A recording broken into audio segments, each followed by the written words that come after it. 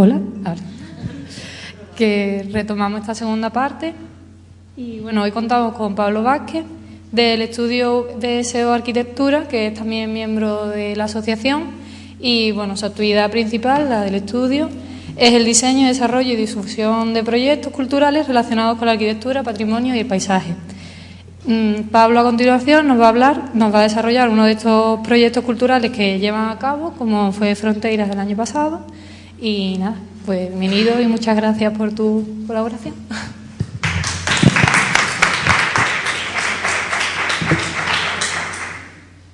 Pues gracias, Andrea, y gracias a la asociación de nuevo por invitarme. Bueno, lo primero, darnos la enhorabuena, ¿no?, por la fantástica organización que habéis tenido. Yo creo que en poco tiempo hemos conseguido muchas cosas. Digo pero en realidad vosotros habéis trabajado muchísimo más al pie del cañón, ¿vale? Yo intentaré apoyar en la medida de lo posible, yo y Miguel, a través de nuestro estudio. Bien, como decía Andrea, pues nosotros tenemos un pequeño estudio de arquitectura muy cerca de aquí, en Mairena del Aljarafe, aunque la mayoría del trabajo lo tenemos en Ayamonte, con lo cual siempre estamos como yendo y viniendo, ¿vale? Nos apoyamos en tres pilares fundamentales, que es la arquitectura, que como todos bien sabéis es muy escasa los trabajos de arquitectura que podemos hacer ahora, con lo cual cuando terminamos la carrera nos planteamos la necesidad de buscar nuevas vías de investigación. Por un lado empezamos un máster aquí en la Escuela de Sevilla de sostenibilidad, que nos permitía, era una herramienta que nos permitía seguir con esas ideas y esas investigaciones que queríamos comenzar, muy relacionadas con la reutilización de edificios abandonados.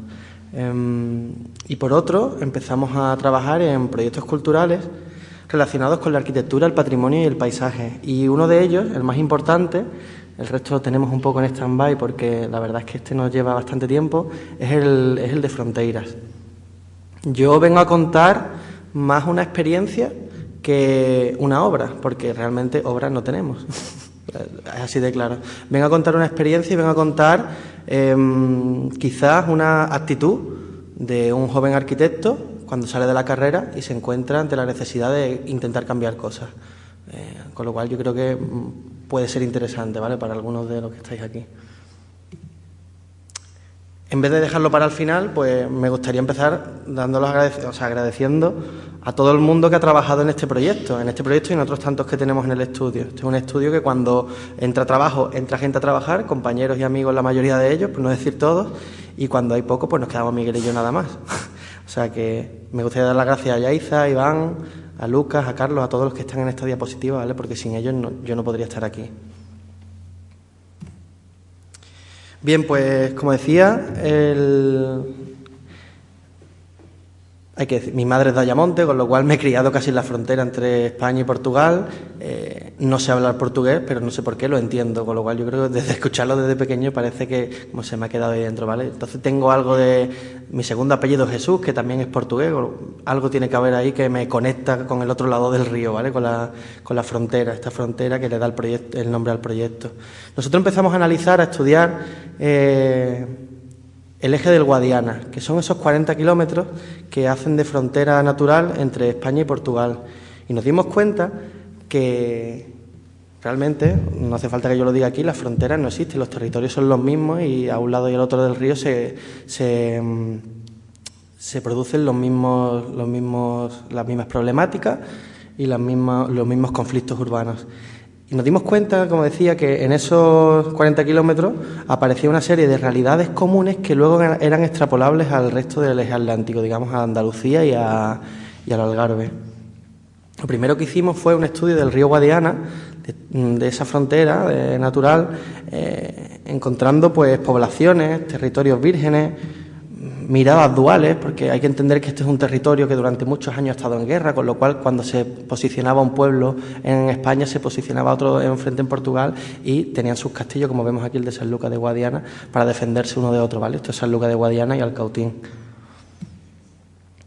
Y también encontramos pues marismas en la desembocadura, como es en Ayamonte, en Villarreal de Sant Antonio, en Castramarín.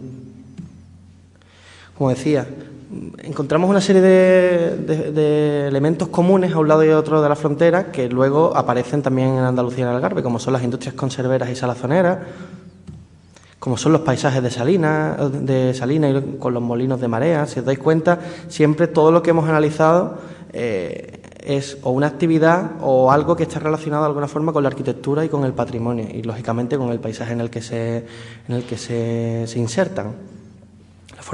Las fortalezas defensivas de las que hablaba antes.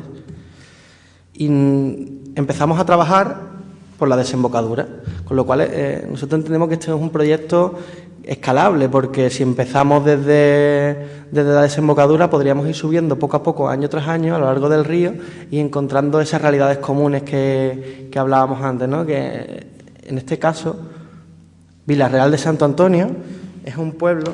Bueno, hay que decir antes de nada que las poblaciones de Isla Cristina, Ayamonte, Montegordo, todas estas zonas provienen de los pescadores del Levante español, ¿vale? Que empezaron a bajar y empezaron a establecer sus pequeñas fábricas en primera línea de playa. No eran fábricas, se llamaban charangas o se llamaban eran unos pequeños casetones donde directamente llevaban a cabo el salazón del pescado y lo vendían.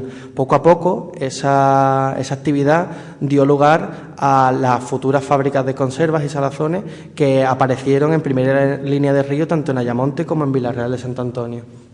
Y es importante también decir que Vilarreal de Santo Antonio es una población fundada en el siglo XVIII por el Marqués de Pombal, y fundada simple y llanamente para defenderse de los marineros, de los pescadores ayamontinos y de Isla Cristina, que faenaban y dejaban sin pescado a todos los portugueses, con lo cual el Marqués de Pombal lo que puso es directamente una población ahí para controlar esa actividad pesquera. Y Ayamonte, bueno, si os dais cuenta, Vilarreal de Santo Antonio es toda una trama ortogonal, el urbanismo pombalino del Marqués, aparece un espacio público en esta primera línea de río en el que es bastante agradable pasear. Sin embargo, Ayamonte es completamente distinto. El asentamiento primigenio del pueblo estaba en la parte alta, esta de aquí, que es la villa. Al principio el pueblo era un pueblo ganadero y agrícola, y poco a poco fue colonizando la margen del río, porque se fue convirtiendo con el paso del tiempo en un pueblo fundamentalmente dedicado a la pesca. Viendo esta imagen también podéis observar pues cómo estas industrias de conservas que están aquí han quedado completamente abandonadas. Luego la veremos más tranquilamente, de más cerca, y aparecen pues lo que ha sido el Ayamonte de estos últimos años: el boom inmobiliario, muchísimas promociones de vivienda que iban colonizando esos espacios vacíos, y a lo lejos pues el sector turístico que ha ido destrozando el litoral de Huelva. Bien. Pues ahí veis, a la izquierda Vilarreal de Santo Antonio, a la derecha Ayamonte. Dos espacios industriales abandonados, el de la izquierda mucho más ortogonal, con vacíos interiores, con una serie de chimeneas, y el de la derecha mucho más disperso, que toca directamente el río, y es el único espacio donde Ayamonte tiene esa relación con el Guadiana. Yo creo que por una cuestión histórica el centro urbano de Ayamonte se cierra hacia el río por tema de las crecidas, y la parte antigua, digamos que como las fábricas necesitaban estar directamente en contacto con el producto, con el pescado que llegaba directamente desde el río, pues fueron colonizando territorios y ganándole terrenos al mar. Por eso aparecen tan disgregadas estas piezas, que ahora mismo han quedado abandonadas, porque ni en Vilarreal ni en Ayamonte quedan ya en el centro urbano fábricas de conservas y salazones. En Ayamonte quedan dos fábricas que se trasladaron cuando entramos en la Unión Europea por el tema de normativa de sanidad, que ahora veréis en un vídeo que os voy a poner el porqué de todas estas cosas. Se trasladaron al polígono industrial, con lo cual aquí tenemos una problemática bastante interesante, porque por un lado los promotores privados no pueden proteger estos espacios.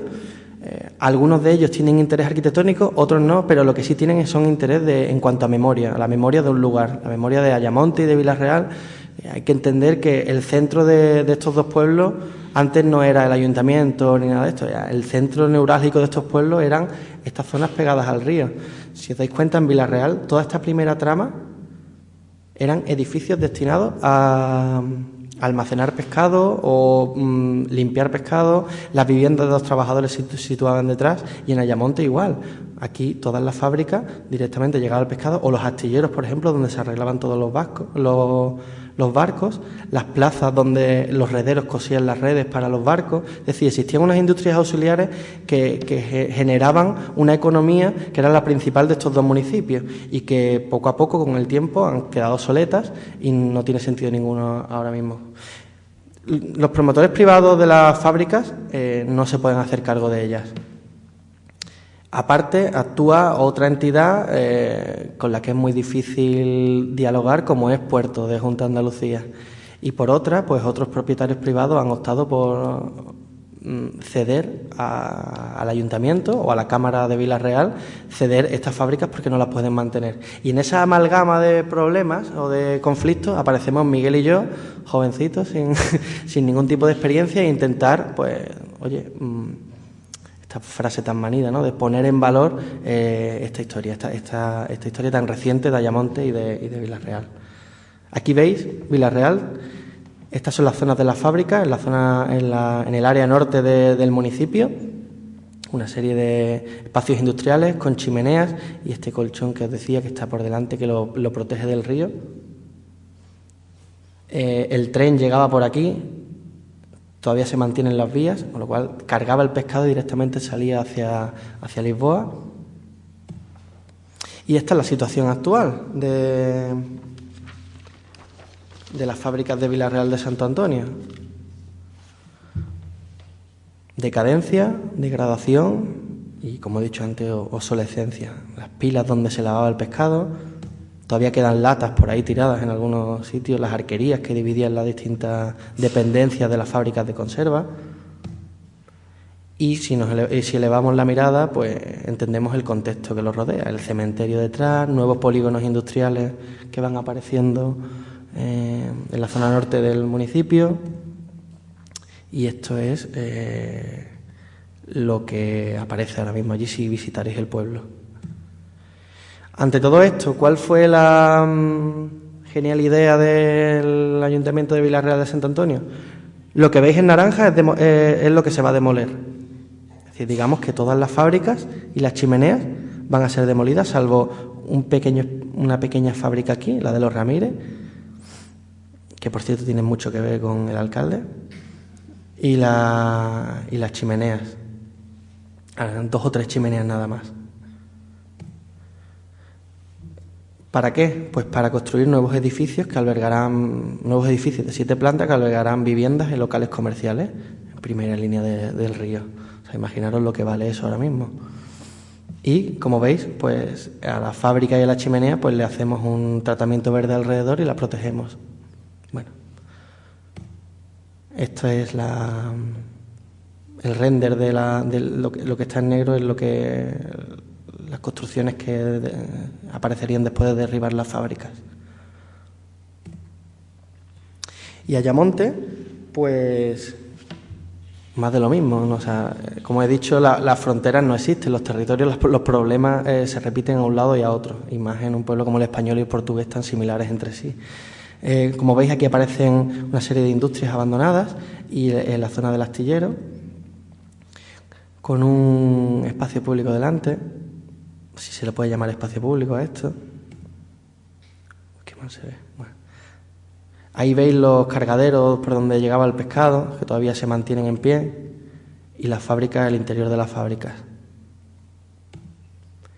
La diferencia entre Vila-real y Ayamonte es que en Ayamonte aparece este lugar que nosotros entendíamos que era potencial, un área que podrían disfrutar todos los ciudadanos. Así como Vila-real se separa del río, en Ayamonte el contacto es directo y es el único sitio. O sea, cuando nos hemos reunido con alguien de la administración, lo que le hemos dicho es, tenéis el sitio adecuado para hacer lo que queráis. Es decir, lo que hagan aquí va a ser el futuro de Ayamonte, al fin y al cabo, porque el centro se cierra hacia el río y la gente, incluso los turistas, se van a pasear por aquí porque es el único lugar donde se puede tocar el río directamente. Y claro, en un río como este, en el que influye la subida y la bajada de las mareas, pues cuando baja la marea aparecen esas historias ocultas como esos barcos que llegaban, que eran de los industriales conserveros y que con el paso del tiempo tuvieron que abandonar porque o bien los caladeros de pescado cada vez tenían menos producción o bien se dedicaron a la construcción en Ayamonte, muchos de ellos. Y de nuevo, si elevamos la mirada, pues nos encontramos con este espacio y este área. Hombre, yo creo que no hace falta ser arquitecto para entender la potencialidad que puede tener este lugar, ¿no? Frente a esto, hace 10 años el ayuntamiento pues dijo, me hace falta una carretera para entrar por el norte en Ayamonte. Sin problema, tiramos la fábrica e introducimos un carril de 2, 3 o 4, una carretera de 2 o 3 o 4 carriles, ya veremos, depende. Si el boom inmobiliario sigue hacia adelante, pues de 4 carriles, si no, pues de 2, lo que nos dé la Unión Europea para hacerlo. Y derribamos las fábricas y esta parte de aquí también la derribamos y nos adosamos al resto que quedan. Pues hombre, también hemos intentado concienciar de que hay otras soluciones posibles.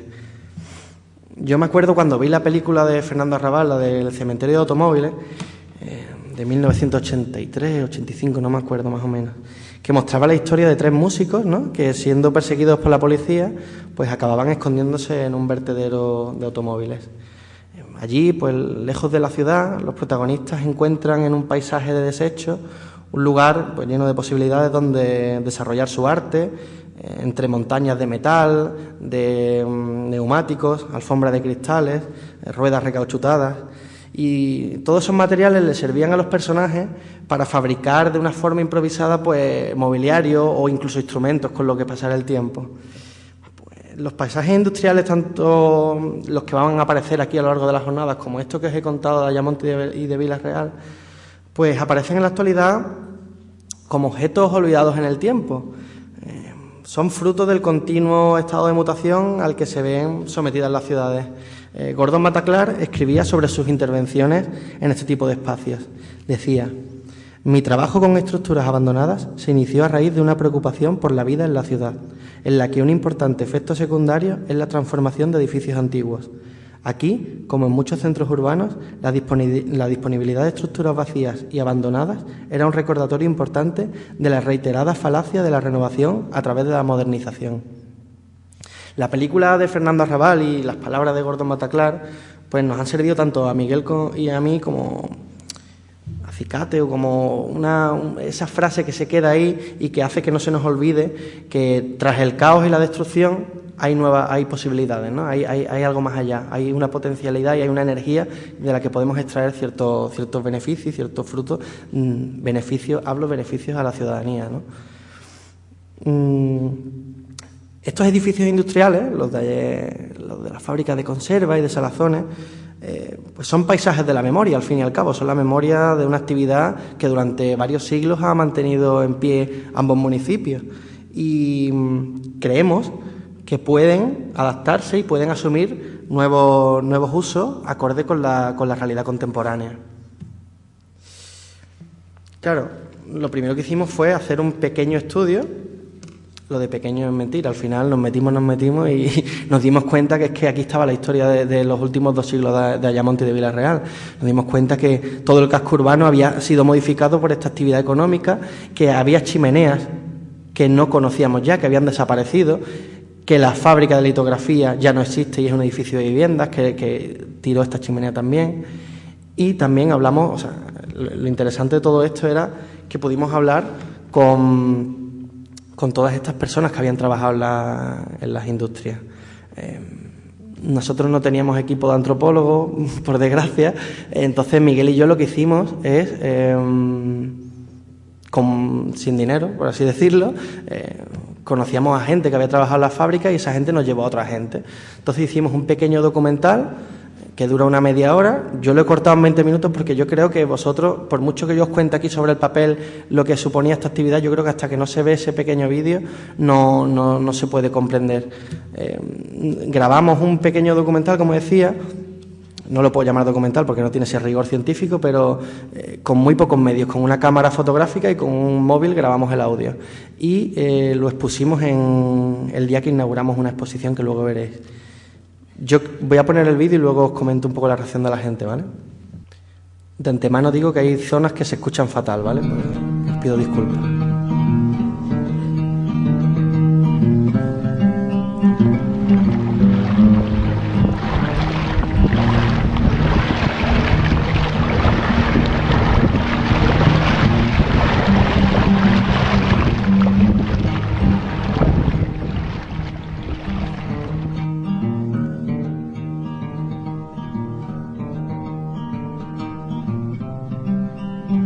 Me llamo Manuel Andrés.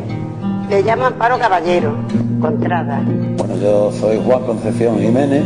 Yo soy Juan Concepción Rodríguez. Bueno, yo soy Luis. Soy Neves do Carmo. José. Manuela Domínguez Río. Samuel Fernández González. Francisco Hernández Gutiérrez.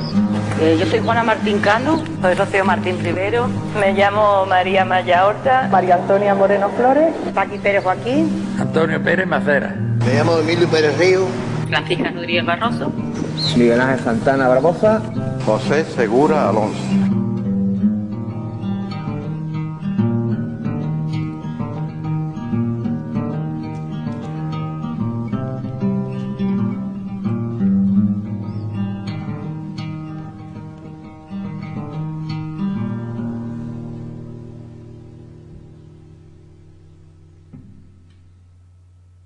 Estamos en una localidad que el propio devenir histórico pues la ha conformado, ¿no? En principio estaríamos en un barrio alto, una villa que se ha relacionado muchísimo más con las actividades ganaderas, que su boom se produce en la época medieval, que incluso existe un crecimiento demográfico ya en el siglo XVI que es imposible de sostener, y eso hace, bueno, pues que se funde este barrio bajo, dedicado en principio a la pesquería, ¿no? A partir del siglo XVI. El puerto, como hoy lo entendemos, responde al origen de este siglo XIX y siglo XX, que va ocupando y va incluso ganando terreno al río para situar esos almacenes, esas fábricas de salazón y de conservas. La dársena era un estero. Ahí se iba navegando hasta Isla Cristina. Esto era un estero, y cuando los galeones desarmaban, que paraban, los 2, 3, 4 meses de invierno, pues se metía ahí en el estero, ahí lo limpiaba, ahí lo pintaba. Y La Ayamonte era importantísimo pesca. Se descargaba de miles de toneladas. En el barco había 60, 70 barcos. Pues había pesca en abundancia aquí, en Ayamonte. Entonces el muelle se ponía de caja, a lo mejor venían 2 o 3 barcos en el mismo día a lijar, y había ahí 3.000 cajas de sardinas. Y había un movimiento de camiones y todo el mundo trabajando y echando cajas para arriba, en fin, un movimiento grandísimo. No, de sardinas, el muelle lleno de grasa, se caía la gente, rebajándose. Aquí había una harta de barcos pescando, ¿no? Era enorme el río Guadiana, lleno de barcos, y la cantidad de hombres que trabajaban ahí.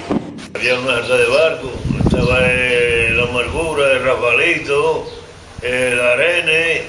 Peninsular, el Ayamonte, con un mazo pegaban en la proa y se veía el pescado. Al porrazo hacía 6 o 3 días y se veían en el agua. Cuando daban con pesca, hacían el cerco, viraban y cerraban la bolsa.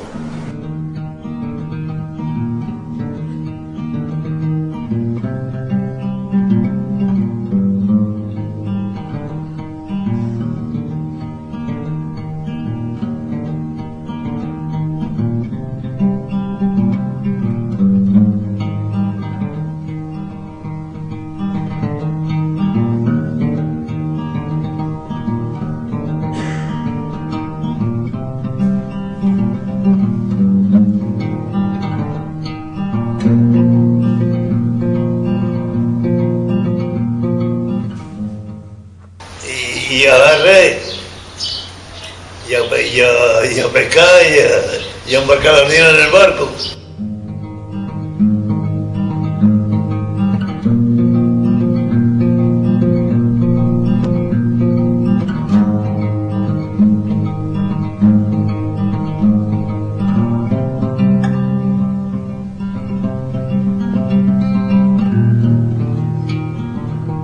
En aquella época, pues en la emisora Por las tardes pues, los barcos se comunicaban con la emisora de aquí de Ayamonte y sabíamos pues la hora de la marea cuando llegaba. Desde la azotea de mi casa pues veíamos todo el río Pilar. Ya viene el barco ahí y salíamos andando hasta el muelle y llegábamos justo antes de que él llegara, atracara, diremos, el barco, estábamos nosotros allí, los tres. Cuando llegamos al puerto, pescábamos cerca de la salmuera, cuando estábamos llevando el pescado nadando, pues se tiraban los compañeros a la bodega y a comprar con las canastas. El muelle estaba normalmente como si fuera un día de las angustias a diario. Había muchísima gente, barcos que entraban, salían, parte o gran parte del pescado se vendía también a pie de barco en el muelle y bueno, de allí se distribuía después a la fábrica, ¿no? Los barcos se vendía directamente, la pesca del barco se vendía en el propio barco. Recuerdo que estaban esperando ahí gente que trabajaba ahí en el muelle y eso, y cuando decía que lo ha comprado, pues atención, antes salían corriendo y antes que llegara el barco con la pesca allá arriba de la fábrica, ya estaban allí para descargarlo. Según el fabricante que la comprara, si se dirigía el barco al muelle de atraque o a la muralla en la zona de la ribera, la fábrica de la ribera y la fábrica de la villa, que tenían cada una su muelle de atraque para la descarga del barco. El potencial de la fábrica era la sardina, como hemos dicho, y había que tener barcos propios para que las capturaran. En aquel entonces, pues la fábrica que no tenía barco, la verdad es que tenían peores condiciones de trabajo que las que tenían su propia flota. La flota nosotros la considerábamos imprescindible. El hecho de que los transportes fueran, ya te digo, fundamentales en el abastecimiento de la fábrica, y lo que ya se podía traer la pesca de otros puntos distintos y llegaban en perfectas condiciones, cosa que no ocurría antes, hizo que fuéramos olvidándonos de los barcos porque eran prácticamente deficitarios.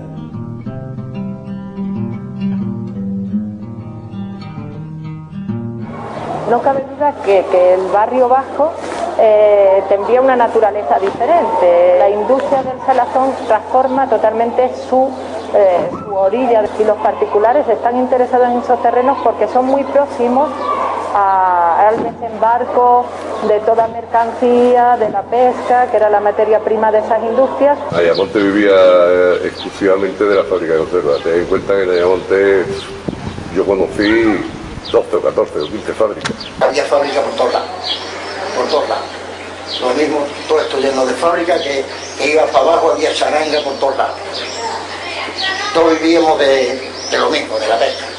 Yo recuerdo pues un Ayamonte de fábricas de conservas, toda la fachada que daba al río eran fábricas de conservas, fábricas de salazón. En la zona donde hoy hay la gasolinera de Ricardito, ahí había dos, una que era Domingo Cruz, otra José Feria, Pepe Lázaro, que se le llamaba.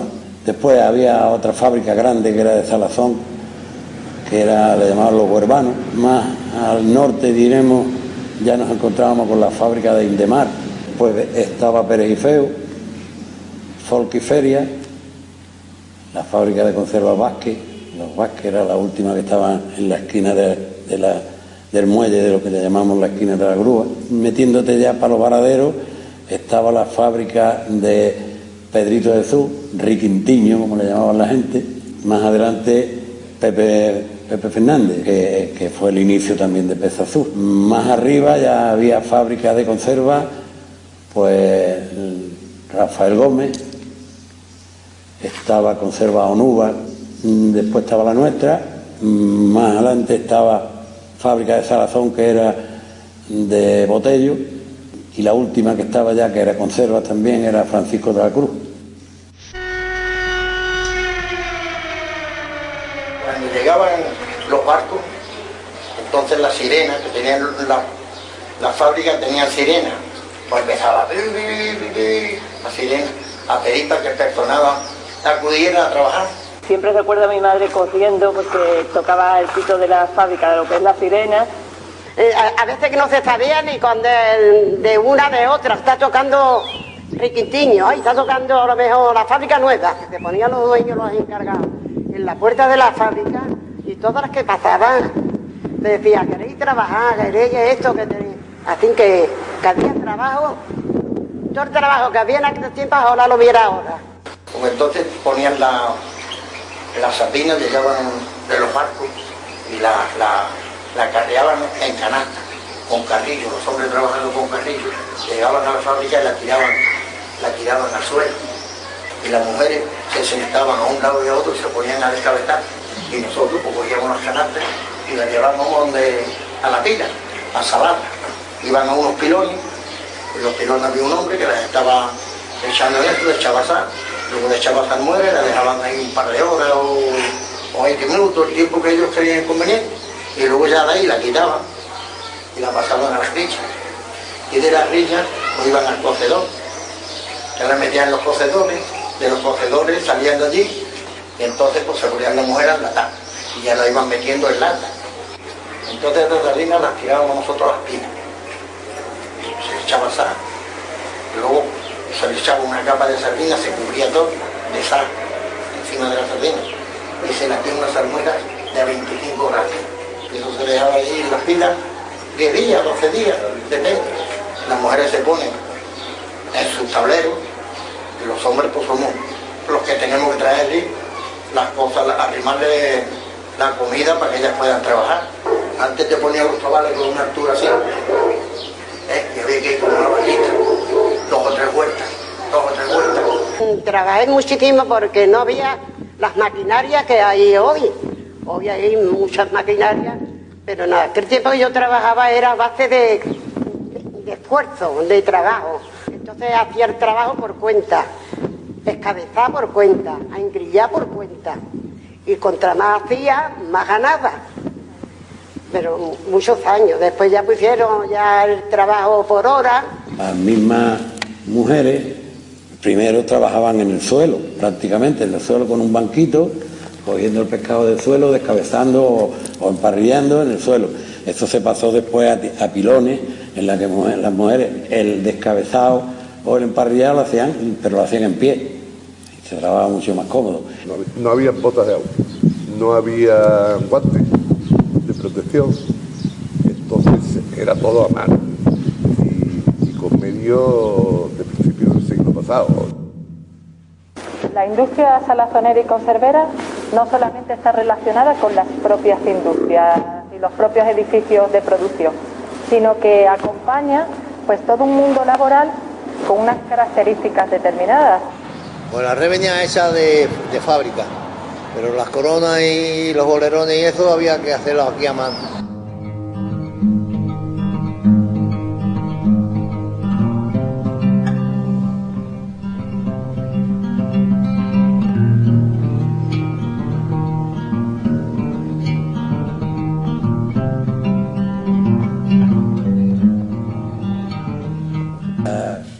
Había unas máquinas que se le llamaban prensas, que lo que hacían era cortar la lata, cortaba la tapa y la moldeaba.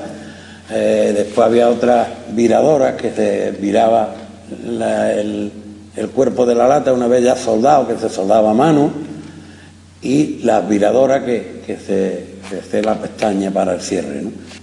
Al principio se hacían en blanco y se le ponía una etiqueta. Después nació en Ayamonte una empresa que era de Cipriano Carrasco, que era la Industrial Ayamontina, estaba frente a la estación de autobuses ahora, donde había una chimenea, esa era la litografía, y allí se empezó a litografiar lata, en un momento en que ya se dejó de fabricar aquí porque era más costoso. Había empresas que se dedicaban a hacer los envases de madera de salazón. Pues son unas tablitas así que tiene el índice invertido para adentro para que puedan ir uniéndose y se monta sobre un zuncho, que es un aro de hierro, se monta y una vez que se monta pues se cierra con el gatillo. Después vienen unos aros de eucalipto que hay que coger la medida a ojo, porque eso se coge a ojo, se ponen los 2 aros, se quita el zuncho, un tabal, un par de minutos. Aquí se hicieron muchos barcos. Nosotros había años que temporadas que construía 2 barcos. 2 barcos. ¿Entiendes? Aparte de atender toda todas las reparaciones que había que hacer.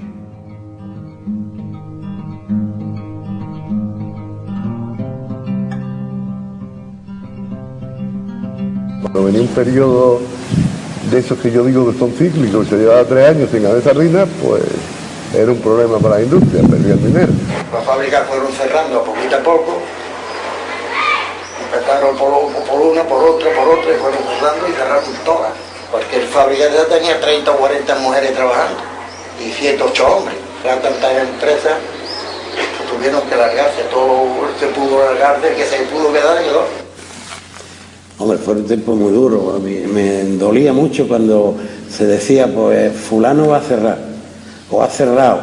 Mi padre siempre decía que cada cierre de fábrica hacía mucho daño a las que quedaban. Mi padre, mis tíos, mis abuelos, han sido de la mar. Mi abuelo, que tenía barco, y mis tíos todos han trabajado en la mar. Mis padres eran conserveros, trabajaron en la fábrica de conservas. Mis hermanas también. Mis padres trabajaron en la fábrica de conservas.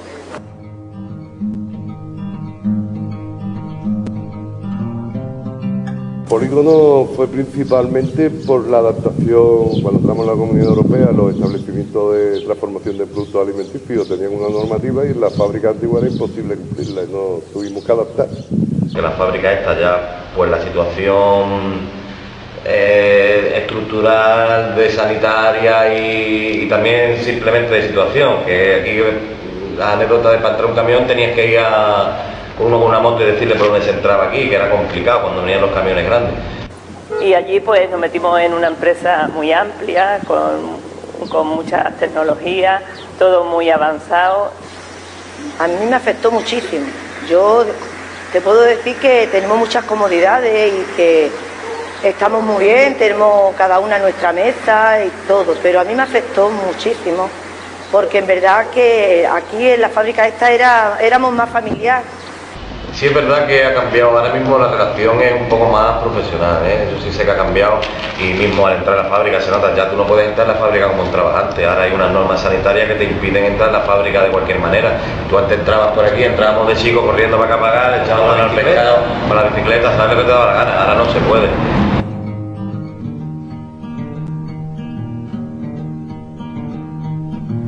Aquí, donde ahora mismo estamos, cogimos mucha red. Ahí enfrente había un cuarto de la red, de unos barcos que yo tenía, aquí hay otro cuarto de la red. Las parejas, aquí tú ves estos hombres que están trabajando aquí, son de arte de los barcos de la Punta del Moral, y se han perdido todos, no sé por qué. Pero era un pueblo industrial, pero de lo grande, no sé cómo estaba perdido. Aquí había fábricas, la de Pérez fue una maravilla, las otras eran, vamos, que ibas allí, ya aunque tiraran la fábrica abajo, a ver si llevaban lo que había allí, y eso se tiró todo. Tenemos la suerte de todavía conservar algunos espacios, algunos almacenes, algunas fábricas situadas, como hemos señalado antes, en el propio casco urbano, en lo que es en las inmediaciones del Muelle Norte. Si te digo la verdad, yo me he llevado mucho tiempo sin pasar por aquí, porque estos son muchos recuerdos que se me vienen encima. El patio de juego era la fábrica, que nosotros después del colegio a las 5 veníamos aquí, merendábamos todos juntos, toda la familia juntos, y después los juegos pues, en las redes, lo típico con mis primos, y eso era diariamente. Lo que sí me da pena es que haya llegado este momento y no seamos capaces de sentar y adecuar estas instalaciones a la necesidad del casco antiguo de hoy.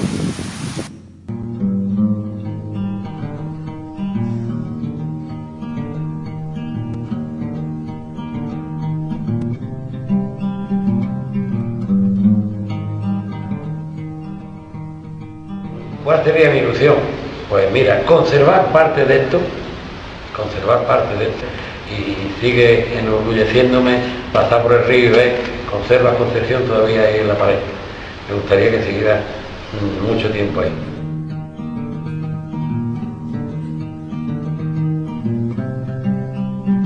Y Ayamonte debe de conservar ese patrimonio dedicado al mundo de la conserva y del salazón.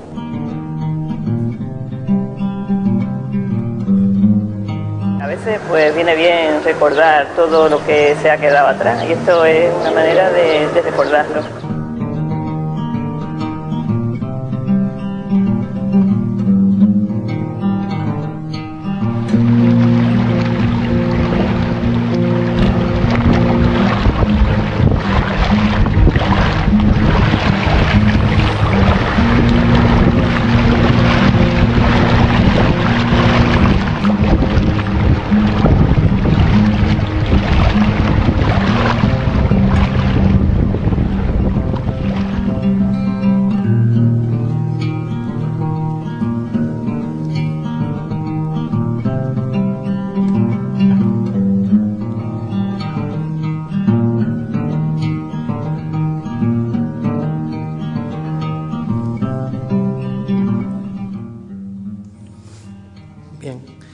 Bueno, vuelvo a pedir disculpas por el vídeo y por el audio, ¿vale? Pero bueno, yo creo que prácticamente os hacéis una idea de lo que era esta actividad para ambas localidades, ¿no? Nos hemos centrado en Ayamonte porque, como he dicho, éramos 2 personas junto con Yaiza, Iván y alguno más que nos ayudaba, pero era imposible abarcar los dos pueblos. Podéis ver que no había personas ni en Ayamonte ni en Villarreal que no tuviera nada que ver con la fábrica de conserva. O bien trabajaban en el mar pescando, o bien pertenecían a los astilleros, o bien pertenecían a las propias fábricas, o cosían redes, etcétera, etcétera. Y también algo muy significativo es la importancia de la mujer en esta industria.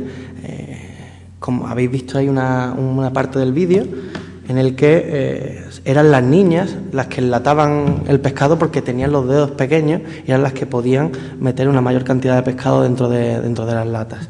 Y la mujer realmente en Ayamonte y en Villarreal tienen un papel fundamental, clarísimamente.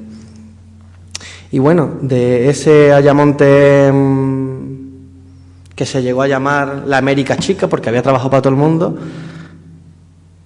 a este otro Ayamonte en el que ha reinado durante muchos años el boom inmobiliario y el turismo de sol y playa, única y exclusivamente.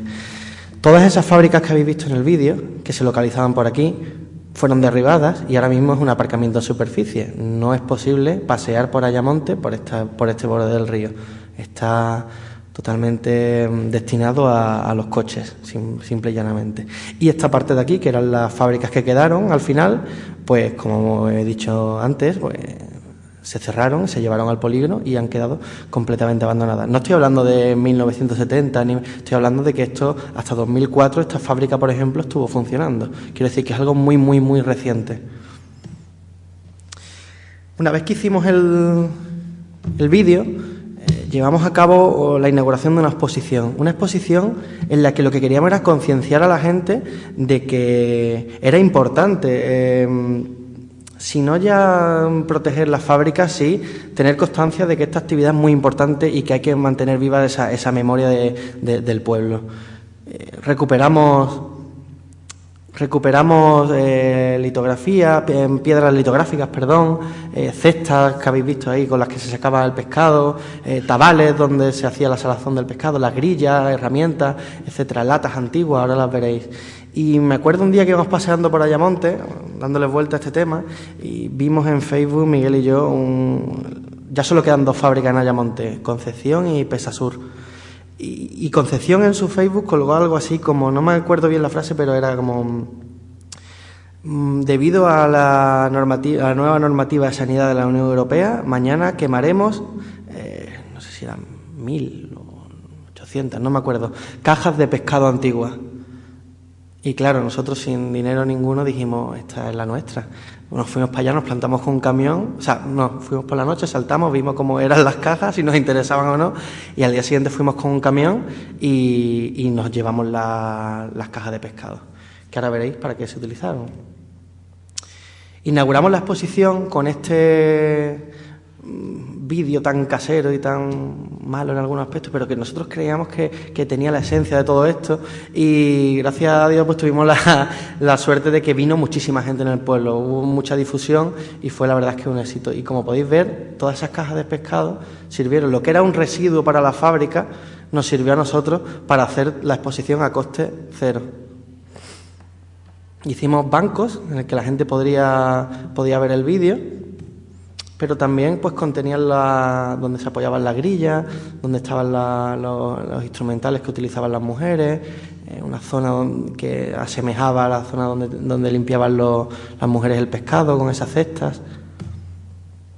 Y también pues contenían las piedras litográficas, y empezamos a descubrir que cuando tú a alguien le pides una lata antigua y dices, sí, eso no vale para nada, y lo ves en la exposición, de repente la gente se empieza a concienciar de que, oye, esto tiene un valor. Y nos preguntaban muchos a nosotros, pero vosotros qué vais a sacar con esto, pero la vais a vender. Digo, no, nosotros... es raro, quizás aquí muchos lo preguntéis. Nosotros, cuando empezamos todo esto, no buscábamos nada, buscábamos no estar quietos, al fin y al cabo. Y buscábamos algo beneficioso para los dos municipios. Entonces, poco a poco la gente se dio cuenta que aquí había algo. Aquí, si yo le pedía una lata, era por algo. Y ahora muchas de estas latas están siendo restauradas, con lo cual era interesante ver ese proceso, ¿no? Como el que la gente le va dando valor a estas cosas. Y a la vez llevamos a cabo unas rutas culturales para los propios ayamontinos, ya no turísticas, sino para los propios ayamontinos. En la jornada de historia dimos una, por ejemplo, y la que desvelábamos a los ayamontinos, que es que al final todo, es decir, toda esta línea que veis aquí que va cosiendo todo el borde de Ayamonte, todo el trazado urbanístico y muchas cosas de las que hay aquí son debidas por un lado, a las posiciones que tenían que tomar las fábricas, por otro, a que los dueños de las fábricas eran los que manejaban política y económicamente el municipio, con lo cual las plazas y todo lo que se hacía era en función a ellos. No nos cabe la menor duda. Las iglesias que aparecían, las hermandades, ellos eran los que dominaban las hermandades, lógicamente, eran los que dominaban el dinero, con lo cual se daban la mano a la iglesia y el poder, lógicamente, ¿no? Y, por último, terminábamos la visita como veis, en la otra parte del pueblo, en la entrada, en el polígono industrial, viendo las fábricas actuales, las únicas que quedan. Bueno, me gustaría decir las únicas que quedan trabajando con el pescado a mano como se hacía antiguamente. Fábricas de conserva hay un montón, pero trabajando con el pescado en Huelva solo hay 2. Yo recuerdo que antes de empezar la ruta, se me venía a la memoria aquellos paseos que daba pues Robert Smithson, ¿no? Por Passaic, en Nueva Jersey. Y te das cuenta que es que al final son muchas las ciudades en las que aparecen antiguas construcciones, antiguos espacios industriales insertados en el tejido urbano, ¿no? Son presencias de un tiempo pasado que al fin y al cabo no establecen relación alguna con la realidad actual. Se han quedado obsoletas y quedan ahí completamente en un vacío. Recordaba las palabras de Robert Smithson cuando hacíamos la ruta, son las siguientes. Dice, hay que ir hasta aquellos lugares en los cuales los futuros lejanos se encuentran con los pasados lejanos. La búsqueda de una tierra que ha olvidado el tiempo. Pues bien, haciendo esta ruta, observamos cómo se mantienen algunas torres mirador de estos dueños de la fábrica que subían hacia arriba y miraban cómo venía su barco de cargado de pescado, o los cargaderos de la pesca también, cómo han quedado, como poco a poco se van perdiendo. Ahí en el vídeo habéis visto cómo ya algunos ni se mantienen en pie, van cayendo. Y otra cosa muy importante que te das cuenta, y es que antiguas charangas, como decía, que son fábricas muy pequeñitas, pues de repente te das cuenta que sin ningún tipo de herramienta de protección por parte de la Administración, los ciudadanos han sabido entender que tienen un cierto carácter estas edificaciones y han insertado nuevos usos en su interior, como son establecimientos comerciales y de culturales, algunos también. También, pues, en la otra zona de Ayamonte, las fábricas que son más grandes, pues son donde se introducen nuevos usos, como son los almacenes, pero vemos cómo han conseguido mantener esa estructura arquitectónica, ¿no? de esas antiguas fábricas. Bien, aquí veis cómo era esto antes y cómo es ahora, cómo se han caído algunas cubiertas de estos espacios industriales. Y lo que os decía, todo lo que eran fábricas en primera línea del río ahora es un aparcamiento. donde se cosían las redes, ahora es una calle con tráfico rodado. Por aquí es donde se pretende meter la entrada de Ayamonte, derribando esta fábrica. Y lo que hasta 2004 eran espacios de trabajo, hoy son espacios de total decadencia y abandono. Incluso descubres que en la Plaza de la Laguna, que es el centro ahora mismo de Ayamonte, en uno de sus bancos aparece un cuadro de Sorolla. Un cuadro que Sorolla pintó en 1919 dentro de una de las fábricas de conserva que ya no existe. Escribía Sorolla: ayer no solté la paleta en 3 horas seguidas y estaba muy excitado y cansadísimo por la lucha, el calor y el ruido, porque el cuadro lo pinto desde dentro de la fábrica de Feu, que tiene una puerta sobre el río, y puedo pintar todo directamente del natural: barcos, río, personas y atunes. Esto es lo único que queda de ese testimonio. El cuadro está ahora mismo en Nueva York y en ese banco se recuerda a esto, pero si tú hablabas con la gente de Ayamonte no sabían que se había pintado dentro de la fábrica de Feu, que ya no existe, por supuesto, que es ahora mismo el aparcamiento. Bueno, y después de estas actividades que intentábamos concienciar a la gente, como arquitectos lo que queríamos es organizar un seminario de forma que las administraciones vieran que hay posibles soluciones al derribo y a la demolición de estos lugares. Trajimos gente relacionada con el patrimonio de alguna otra forma, industrial o de intervenciones en ello, como son OAM de Málaga, Juan Domingo Santo en Granada. Bueno, esto lo podéis ver en nuestra página web, que luego la pondré. Y tuvimos la gran suerte de que fuimos el curso de verano con más matriculados de toda la Universidad de Huelva. Incluso nos han llegado a decir que es posible incluso que de Andalucía, no lo sé muy bien. De Huelva, desde luego que sí, eso sí lo digo. A nosotros nos sorprendió muchísimo, ¿vale? Eran 72 alumnos y conseguimos un ambiente de trabajo bastante, por lo menos, agradable. Bien, 2 equipos dos estudios de arquitectura, junto con los alumnos del seminario, intervinieron sobre Ayamonte y otros 2 sobre Villarreal de Santo Antonio. Oficina de Arquitectura Málaga, con Cristina Iñaki y los alumnos que ahí aparecen, intervinieron en Ayamonte. Ellos proponían no solo actuar sobre la parte que os he enseñado antes, la foto aérea, que es la zona industrial, sino todo el borde del río, introduciendo usos de todo tipo, como restaurantes, ribera deportiva, un pantalán para la pesca, y en la zona de los aparcamientos los eliminaban y metían un parque de ribera. La idea era básicamente peatonalizar y dotar de un nuevo borde urbano acorde a las nuevas ciudades que buscan esa relación directa con el río, una realidad como mucho más contemporánea, ¿no? A través del reciclaje y la reutilización introducían todos estos nuevos usos. Reciclaban antiguas infraestructuras. Inés y Miguel, Sami, arquitectos, también intervinieron sobre Ayamonte, pero ellos se centraron más en la zona industrial. Lo que planteaban era no voy a entrar mucho en las propuestas. Ellos lo que querían era establecer una zona peatonal que incluso se insertara dentro de la fábrica de conserva, es decir, entender el vacío como parte de la obra, que tú pudieras pasear por algunas de esas fábricas que no tuvieran un uso delimitado, sino que fuera la propia ciudadanía la que lo reclamase. Pero sí metían nuevos usos como era la biblioteca, el cine de verano, un mercado, un restaurante, etcétera.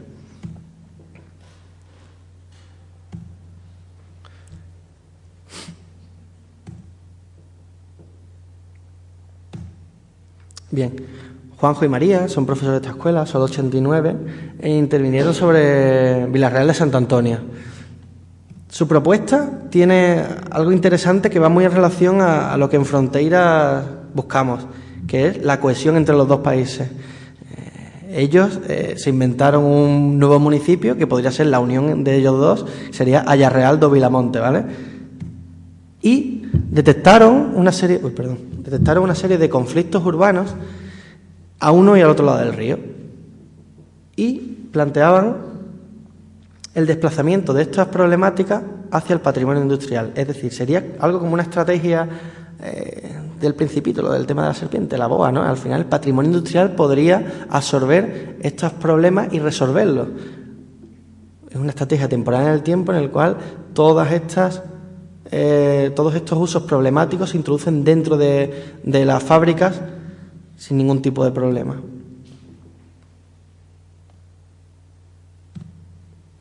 Y Paulo Enrique Durao de Lisboa también intervino en Vila-real, planteaba, estudiaron muy profundamente las ruinas. Bueno, es decir que estos trabajos se hicieron en 4 días, es decir, que yo creo que eran grupos de trabajo de 14 personas, pero vamos, a un ritmo frenético, yo creo que demasiado, ¿no? en mi opinión, vamos. Creo que fue genial el esfuerzo que pusieron y la dedicación, las horas de dedicación. Pues este equipo lo que sugería era establecer la ruina, o sea, dotarla de un cierto valor y levitar sobre ella una pieza en la que se introducen estas nuevas actividades. Algo así como vivir sobre la ruina. Usos que iban desde las viviendas, que hacen falta en Vila-real, sobre todo de protección oficial, hasta temas culturales, comerciales y demás. Dejando muy claro que la parte de abajo era todo espacio público. Liberaban todo el plano del suelo.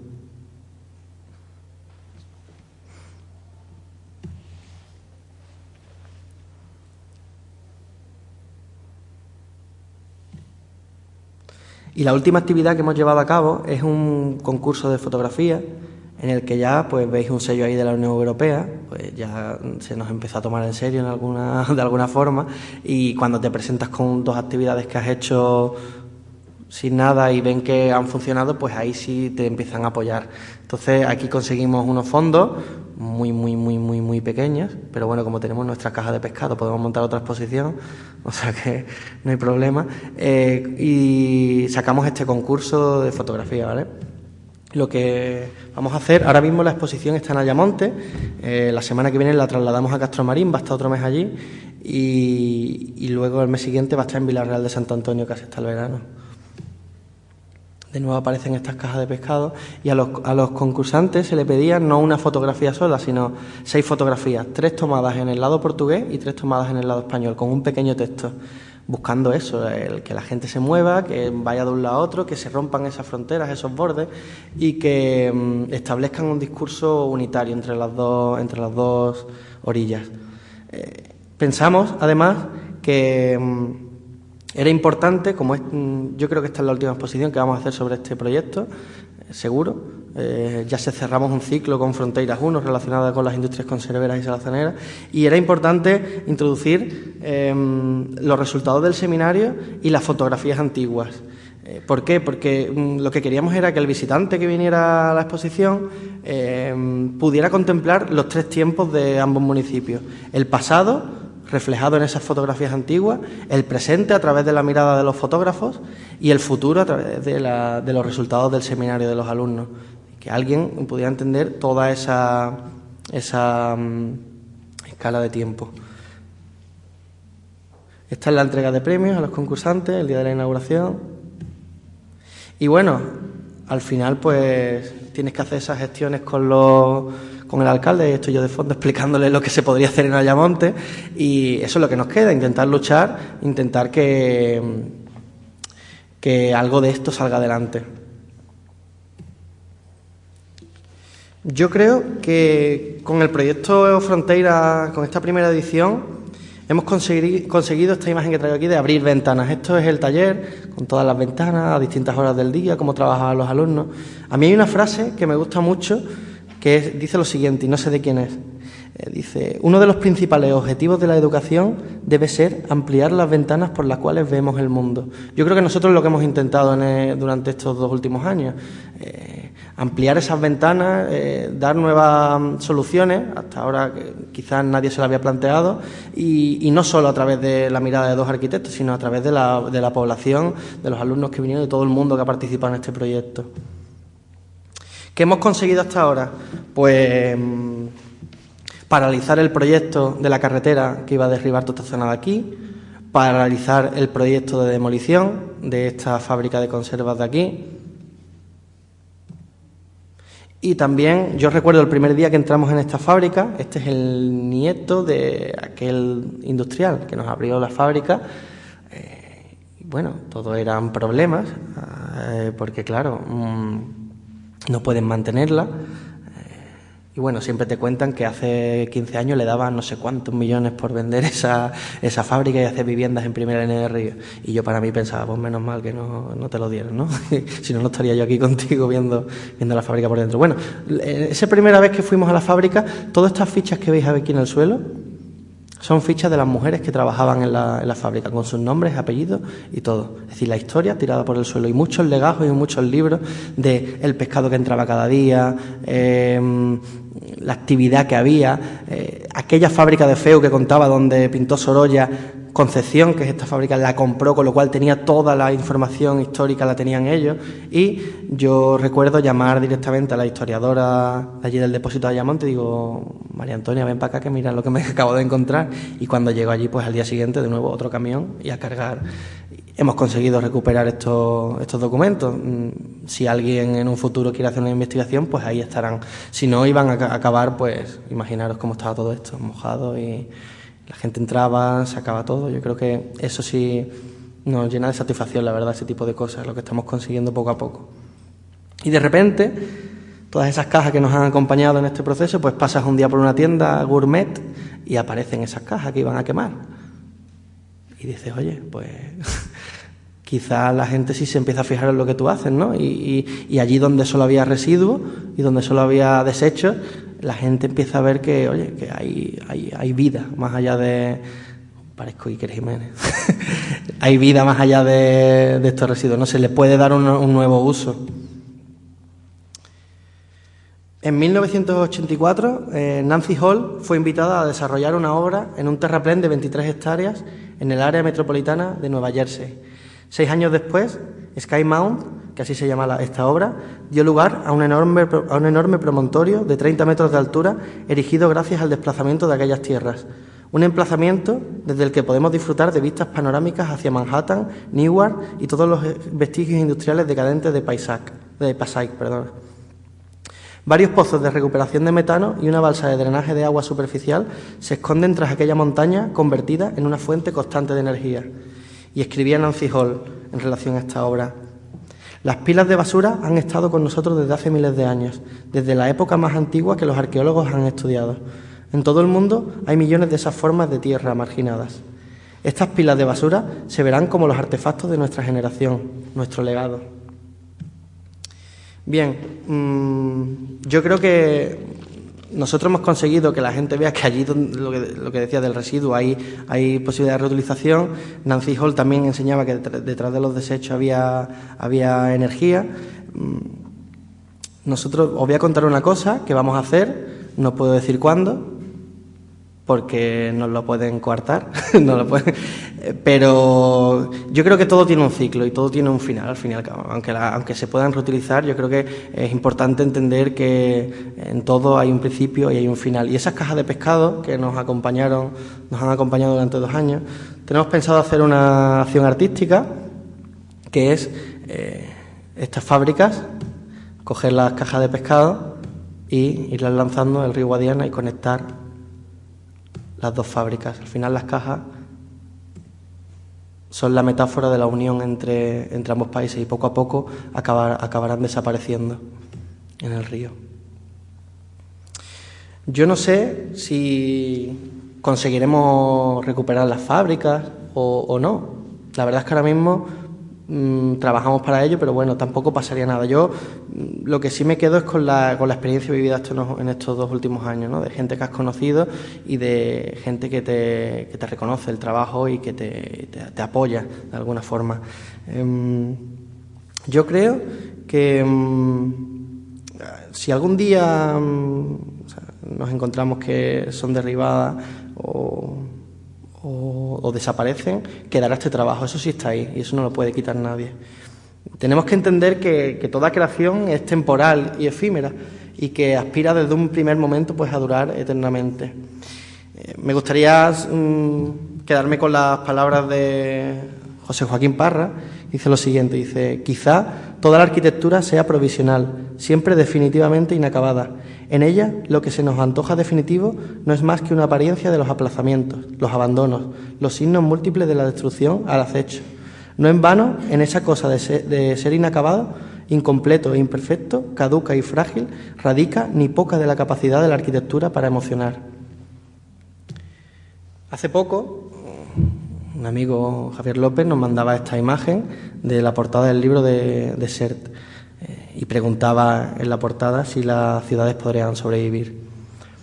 Yo lo extrapolo a mi trabajo y digo, oye, a lo mejor detrás de esas industrias conserveras en las que las latas son tan importantes, quizá el futuro de Ayamonte y de Villarreal de Santo Antonio esté en la recuperación de este patrimonio.